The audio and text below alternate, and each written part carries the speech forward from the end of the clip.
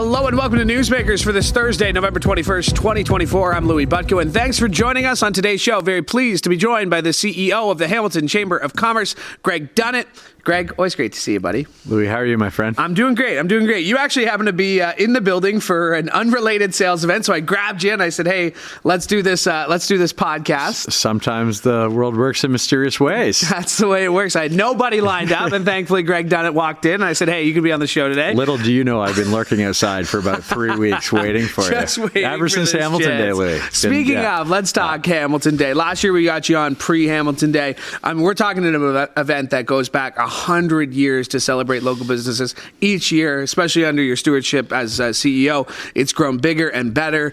A full weekend of events this year for Hamilton Day, but tell us a little bit about how this year went. Yeah, it was, I think that was the last time I was here. And it was a fantastic event. And the event continues to grow, and the programming continues to grow. And I think there's so many positives to talk about on it.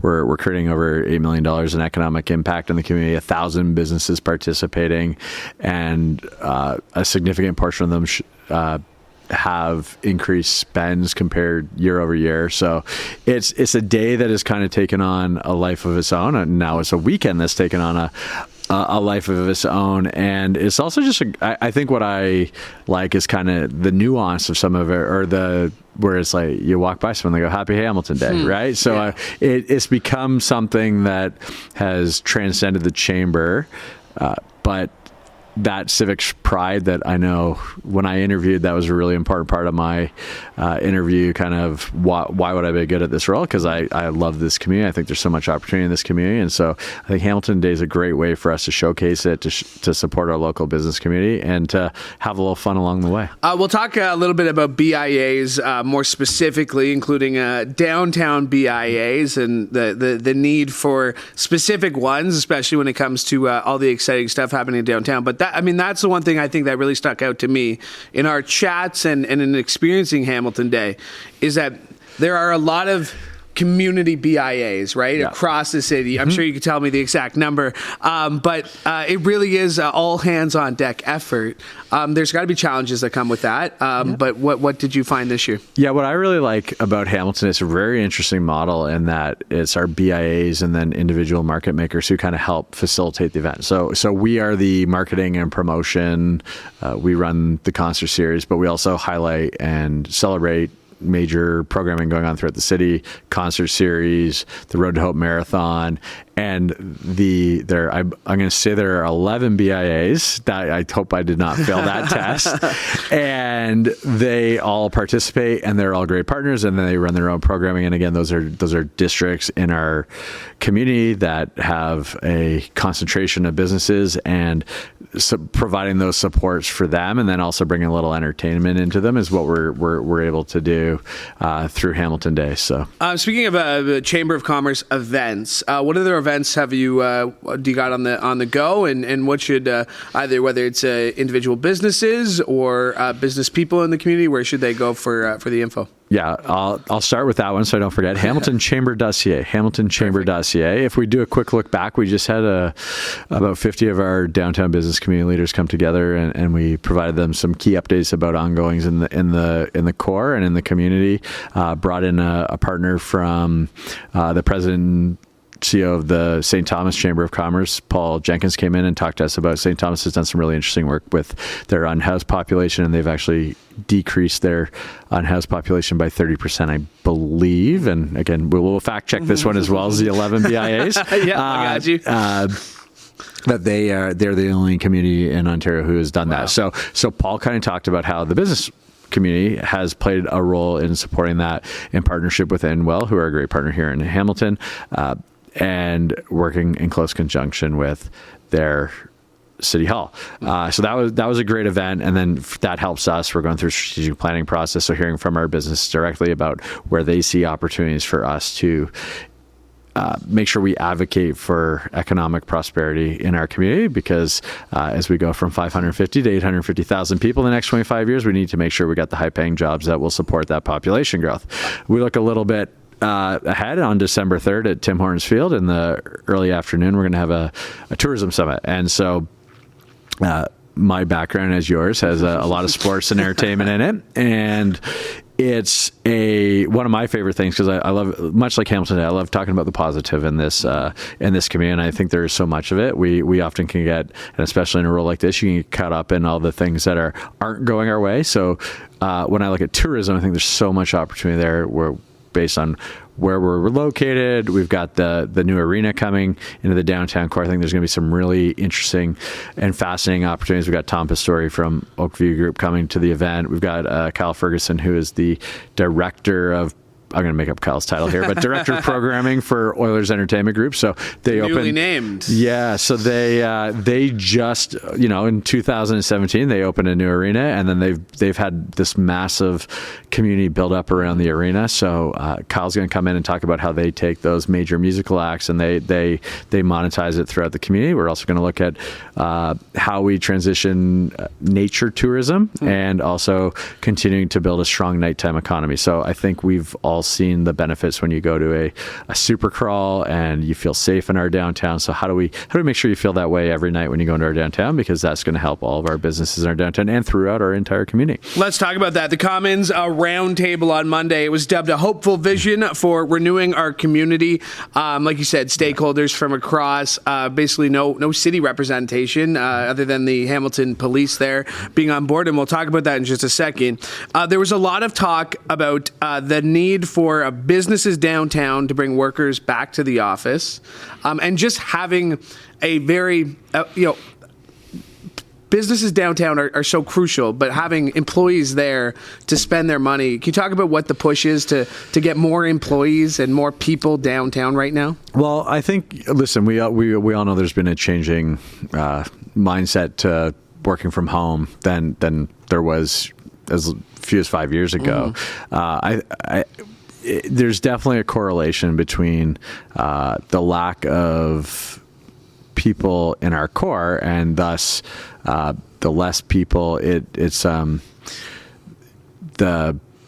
theory being that if there's people there, it's less likely that bad things are going to happen, right? And I mean, you can look at something like a super call, or if we go back 2 times in the last few years, Grey Cup festivals. When there weren't those issues in the core because there's that density of population in the core. So it's a nuanced issue, right? I think we would benefit from it. You also. There's organizations are still finding success with having people at home. So the world is changing quickly under our feet, Louie. Yeah, absolutely. Yeah. The police were there, and the one thing they emphasized was everybody wants a safe downtown. Yeah. Everybody wants a safe downtown. We had PJ Mercanti on here a few weeks ago. He talked about the work that's being done from a business perspective, from a Chamber of Commerce perspective. What are those conversations like with stakeholders, like businesses and police, and at times the city downtown to make it a safer, easier, more accessible place to be? Yeah, I talk about this a lot. So my background, I built customer service programs for Tim Hortons Field, and I also was out in Edmonton for the opening of Rogers Place. And both of our customer service programs started with the letter S, and that S stood for safety. Because when you go to your football game or your hockey game, the first thing, if you don't feel safe, then you tend to remove yourself from that environment. So that's why it's so important. The police have Chief Bergen and his team. They've got the core patrol in the downtown. There's a noticeable, people feel safer. There's evidence that is, creating a safer environment. And so on top of the increases of theft and damage, businesses are, they want their customers to be able to feel safe coming down into the area where to buy their wares, as they say. Yeah. Let's talk about the Commons, because it is this time next year we'll be talking about an opening date. We'll be talking about an opening act. Things are moving quickly with the Commons. World-class facility is going to be right there in the downtown core. From a Chamber of Commerce perspective, what's the excitement level at the Commons? So or the downtown arena project is what I should start Yes. with. Obviously, that being the renovation, the commons. Now, again, I use those two terms too loosely. I would admit sometimes the downtown arena project is basically a precursor for what they have as a bigger vision for the commons. So let's talk about the downtown arena. Excuse me. Your excitement about that update. Yeah, I've got firsthand experience in this. So we ran, I forget, we had 130 events in the first year of Rogers Place in Edmonton, 40 Oilers game, 40 Oil King games, and 40 or 50 major contests. Actually, I think we got about 50 Oilers games, which was fun. It's the first time they made the playoffs in 11 years. Always fun. And what was the concerts is there's an energy, and you make a night out of it, right? So there's these ripple effects that I think that's what really gets me excited about this is we're going to see that. We're going to see that you come in and, we're seeing it right now in Toronto. And again, obviously this is the biggest one in the world, but let's point to Taylor and an entire economy built around the show. But a Keith Urban, Rage Against the Machine, whoever you're bringing, those are nights out for people. And they make that spend. And they come in early. They go out for dinner, they go to the show, they go out after, they stay in a hotel. And so that impact and economic activity that comes from a concert and the level of acts that they're talking about bringing into the venue are going to spur that opportunity. It's going to be amazing. I'm very, very excited for it. Why is PJ the right guy to be leading this project? I mean, again, I think we look around the community, and the Mercantis have been hosting entertainment venues for, and have been leaders in entertainment for generations now. So they're in good hands at Carmen's Group and Hugh Pegg and across the board. And I'm going to try in 2023 CEO of the Year at the Hamilton Chamber of Commerce. So we'll give them that kudo too. So we'll fact check that one too. Now, when we talk about downtown, obviously the downtown arena project is part of a precursor to the Commons area that we've seen. What are some of the issues right now that would maybe slow things down? Because I was talking to somebody about, I think it was PJ or Lou Fraporti who was talking about it. There's not a BIA that's representing some people downtown. What needs to happen to really make this development, this project run smoothly? Yeah, I think that's a great question. So, we can look out, 15, 20 years from now, an LRT running through the downtown, moving people throughout our community, those major acts coming in. There's just all the new builds, right, and the continued builds. And again, I think that's what we're going to see. And that's why we keep prioritizing a nighttime economy, because when you have that level of people living in our downtown core, they're going to go out and they're going to spend their Monday, Tuesday, Wednesday, Thursday night, as well as their Friday, Saturday night in the downtown core. So in terms of, I think we've kind of touched on a lot of the issues we're facing right now. I think there's concerns around safety. We still... That brand we talked about in Hamilton Day, I'm not sure is our external brand always as a community. So making sure that we transition the messaging around the safety of our downtown. I think that's really important too, because perception and reality when it comes to safety are often the same thing. You're not going to, whether you are unsafe or not, you are not going to choose to go to a place where you perceive it to be unsafe. And I think that's where we're at risk right now. So that is why things like the event last week, the downtown roundtable we hosted, I've got another invite.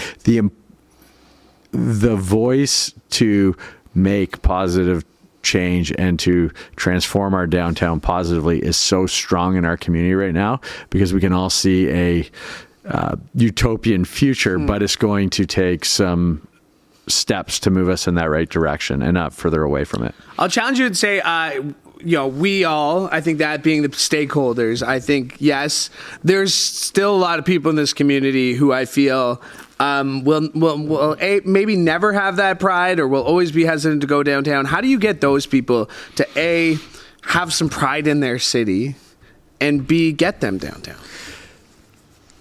That's a heavy question, Louie. Civic pride. Let's start on civic pride, because Hamilton Day, I think, is a great example. It's a great celebration, as we mentioned. It's one weekend, though. How can we get that civic pride 365 days a year? Yeah. How can we push that? I think you do have to make these commitments, right? we're all very well aware that there's an ease to going onto your computer, clicking and having something show up at your door 2 days later. But the importance of shopping local go into those things like sustainability and supporting your neighbors, and the fact that those organizations are going to invest in your kids' hockey team or baseball team or football team or dance team. I'll stop naming teams now. You're just going through what you have to do this week. Exactly, you're just looking at the calendar right now in your head, being like, oh, there's dance practice, hockey practice, No kidding. And you're going to get me off track here. So I think, those are the important things. I think that there's, I've used this term before. I think there's a lot of people in this community. It's a little bit like a family in the mindset of, you say things like, I'll say something bad about my aunt or uncle, but nobody else is allowed to, right? So we did, and again, I had the privilege of running Grey Cup in 2021. You saw that civic pride. And I mean, that energy down at the stadium as we were all walking in and hopeful that we were going to win our first Grey Cup since 72 on home soil, and came inches away from that. I think that's what we got to do. And not in any case, I don't think we don't want to listen to the vocal minority. I think there's a real civic pride that runs through this community, and I think that it's imperative that we create opportunities to celebrate that. Let's talk maybe an issue that's affecting small businesses across the country, but here in Hamilton as well, that being the Canada Post strike. What are you hearing from businesses? What kind of supports will they need? And obviously we talk about shopping local. What would you recommend to businesses and consumers when it comes to this strike? Well, I'm going to get in trouble for telling you this if my wife listens to it. I'm actually okay with the postal strike right now because her credit card got compromised, and so right before Christmas she doesn't have a credit card. So that's actually, so everything's got to be exactly. We're gonna probably no surprises. Least expensive Christmas ever in the Dunnett household. I think we're seeing also talk about the port strikes and the movement of goods through this country. It's very important that people be able to access product. But again, I think to your point, if you're concerned about getting your gifts, take that extra time, go out on your Saturday afternoon and head down to a local store and make that investment in our local community. I was thinking about this on the way in, because I was flipping through radio stations. I heard Christmas music. When is too early for Christmas music? Again. For you? You're going to get in trouble here. Well, there's Christmas music. I'll just say this. There's Christmas music on in my house. Okay. Right now. But not I've always used American Thanksgiving as my trigger, because that's when the football starts on the Thursday. Well, that back in the day, and on the Thursdays, that was usually the Grey Cup week too. So that was always my flip. But according to several members of my house, Hamilton Day and Halloween, anytime after Halloween. Okay. So let's say sometime in November. Again, I think we got to look at American Thanksgiving, because if we go Black Friday, that's definitely a holiday sale. So I would still use that as my trigger point. But you know what? If you want to bring a little joy and celebrate into your life, Louie, a little earlier, then I'm all for it. I will admit, I came across a Christmas station and I may have listened to a few tunes just to get in the spirit. Especially What's your favorite Christmas song or Christmas movie? Let's go Christmas movie. My favorite Christmas movie? Christmas Vacation. Yeah, of course. That's a classic. Favorite Christmas song? That's a good one. I don't know. They're all kind of blend into one. Like, I like the Bublé Christmas album's not bad. I like that. All right. What are you optimistic about heading into 2025? What gives you optimism when it comes to this city and what's going on in this city? Yeah, I think we've touched on a lot of it today, right? I believe strongly that there's so much opportunity in this community.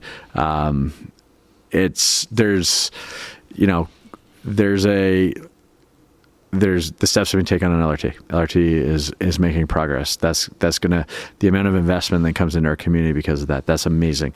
I'm excited about downtown and the arena project. I'm excited about the fact that we continue to just be incredibly well located for future growth, and I'm excited for next year's Hamilton Day. That will be even bigger and better, as well as all the other program we have. But it's easy. It's easy to get caught up in the day-to-day down cycle, but I look at so many of the opportunities, and I know there's so many people who want those opportunities to come to fruition that I'm very optimistic that we'll start to make that progress towards it. Listen, I think the right people are in the right roles to see this Hamilton generation through, and you're one of them. And you and I go way back. Yep. way back. We talk about those Ticats days. Less grays. Yeah, well, you can speak for yourself on that one. That's true. Maybe it was a little shorter. I don't think the mustache was as pronounced. But Greg Dunnett, thanks for making the time today. I really appreciate it. I always appreciate it too, my friend. I'll talk to you soon. Yeah, absolutely. He's Greg Dunnett. He's the CEO of the Hamilton Chamber of Commerce. My thanks to him for joining me, and my thanks to you as well. And hey, while you're here, make sure you like and subscribe to CHCH Podcast so you never miss an episode of this show or any of the other great shows we have for you, including Sportsline with Bubba O'Neill, which you can download wherever you downloaded this one. Just go to chch.com/podcast or wherever you get your favorite podcasts. I want to thank Justin Peeler for directing today's episode, and one more time, thank you for tuning in. From all of us here at CHCH, I'm Louie Butko. Have a great day.